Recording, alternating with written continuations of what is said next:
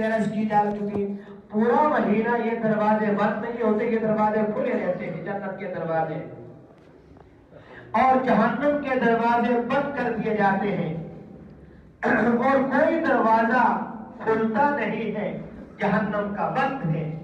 سرکش جنات اور شیاطین قید کر دیے جاتے ہیں۔ اگلی بات، یہ بات تو آپ نے پہلے بھی سنی، اگلی بات، رمضان شریف کی ہر رات میں ایک ندا دینے والا، ایک آواز لگانے والا آواز لگاتا ہے، ایک ندا دینے والا ندا دیتا ہے، آواز دینے والا آواز دیتا ہے۔ کیا آواز ہے؟ کہا اے بلائی اور نیکی کے تلاش کرنے والے، نیکی کا ارادہ کر اور خوش ہو جا، اور اے بدی کا قصد کرنے والے رک جا، اپنے حالات میں غور کر، جائزہ لے کس کو ناراض کرنے پہ لگا ہوا ہے۔ اور یہ بھی آواز لگاتا ہے کوئی معافی چاہنے والا کہ میں اسے معاف کر دوں، ہے کوئی توبہ کرنے والا میں اس کی توبہ قبول کر لوں، کوئی ہم سے کسی چیز کے متعلق سوال کرنے والا ہے کہ اس کے سوال کو پورا کیا جائے۔ ہر رات کو یہ ندا، ہر رات کو یہ آواز آتی ہے۔ دوستو، ہمیں ان آوازوں پہ لبیک کہنا چاہیے، ہمیں ان آوازوں پر اعمال کے ذریعے سے، عبادت کے ذریعے سے۔ اور اگلی بات فرمایا، رمضان شریف کے مہینہ میں روزانہ رات کو روزہ کے افطار کے وقت ایک روایت کے مطابق 60,000 آدمیوں کو اللہ جہنم سے بری کر دیتے ہیں۔ کتنے آدمیوں کو؟ 60,000 آدمیوں کو روزانہ جہنم سے بری کر دیتے ہیں۔ اب اگر 60,000 کو 30 راتوں کے ساتھ ضرب کیا جائے تو کتنے بندے بن جائیں گے؟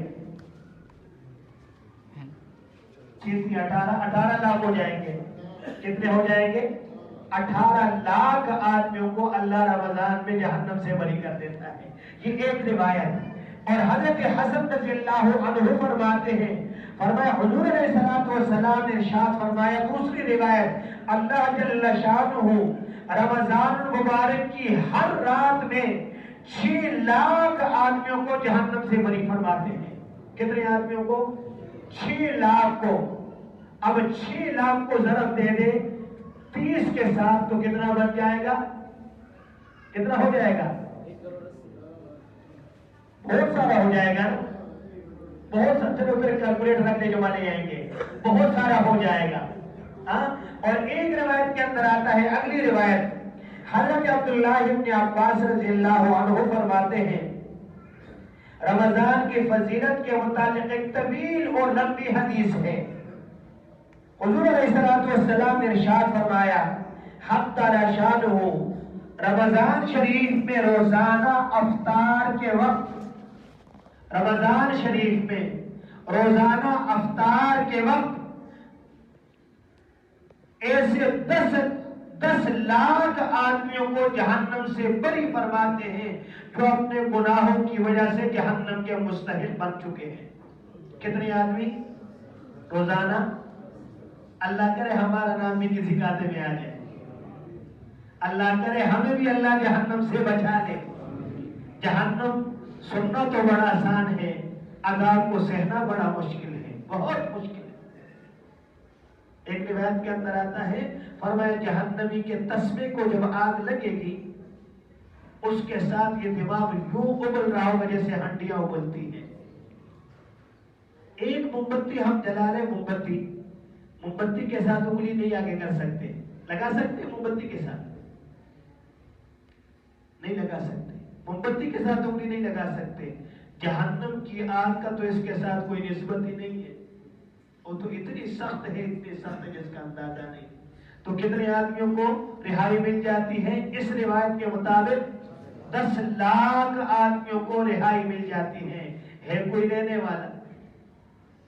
اللہ اپنے رحمت کی دریا بہانا چاہتے ہیں کہ کوئی لینے والا ہو، کوئی محنت کرنے والا ہو، مسجدیں آباد ہوں، پہلے ایسا ہوا کرتا تھا، مغرب کے بعد لوگ مسجد میں بیٹھتے تھے، سحری کے بعد اشراق تک، فجر کے بعد بیٹھتے تھے، فجر سے پہلے تلاوت کرتے تھے۔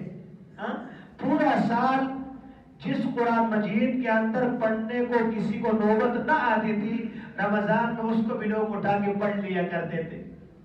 لیکن آج وہ دور نہیں ہے، پتہ نہیں قرآن کے ساتھ ہمارا تعلق نہیں یا نسبت نہیں۔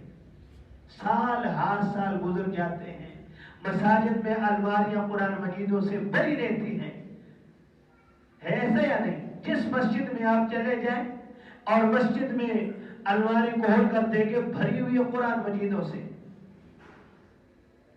اور بعض لوگ تو ایسے ناسمجھی کہیں یا نامعقول کہیں، ایسا قرآن مجید چھاپتے ہیں کہ لوگ اس پڑھنے میں نظر بھی نہیں آتے، اور پھر وہ قرآن مجید لوگ گھلیوں میں بیچتے ہیں، اور خواتین اور مرد حضرات اس کو خرید لیتے ہیں، ہدیہ دے دیتے ہیں، لا کے مسجد کے الماری میں رکھ لیا، پورا سال اس کو کوئی پڑھتا بھی نہیں۔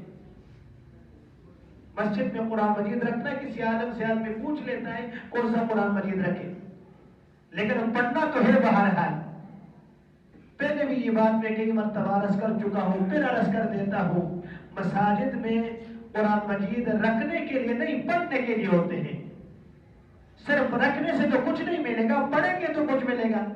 اب جس نے قرآن مجید پڑھا ہے، کوشش کرے آدمی نماز سے 10 منٹ پہلے آ گیا، فوراً قرآن مجید اٹھا لے، کسی کونے میں بیٹھ کے تلاوت شروع کر دی۔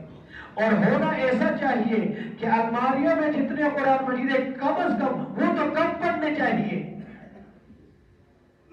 آج صبح میں آیا، میں نے دیکھا الحمدللہ بہت سارے الحمدللہ تلاوت میں لگے ہوئے تھے، بہت سارے ساتھی تلاوت کر رہے تھے۔ رمضان میں بعد میں بھی کرتے، پہلے بھی کرتے ہیں، لیکن اس کے باوجود بھی کئی سارے قرآن مجید الماری میں رکھے ہوئے تھے۔ میرے دل نے یہ چاہا کاش ان کو اٹھانے والا بھی کوئی ہو، کاش ان قرآن مجیدوں کو اٹھانے والا بھی کوئی ہو، پڑھنے والے بن جائے۔ کوئی درمیانی ستون کے ساتھ دائرہ لگا ہوا ہے، 10 منٹ بھی پہلے آیا، قرآن مجید پڑھا ہوا ہے، قرآن مجید اٹھا کے تلاوت کرے۔ اور دوستو اس پر ملے گا بہت کچھ، ملے گا، ورنہ یہ قرآن مجید کل ہمارے خلاف گواہی دے گا،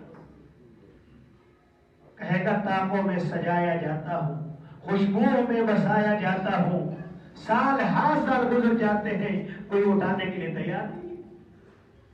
تو فرمایا 10 لاکھ آدمیوں کو اللہ جہنم سے، کتنے آدمیوں کو؟ روزانہ افطار کے وقت، اب مہینہ 30 کا یا 29 کا، 10 لاکھ کو اس کے ساتھ ضرب دے دیا جائے، کتنا بن جائے گا؟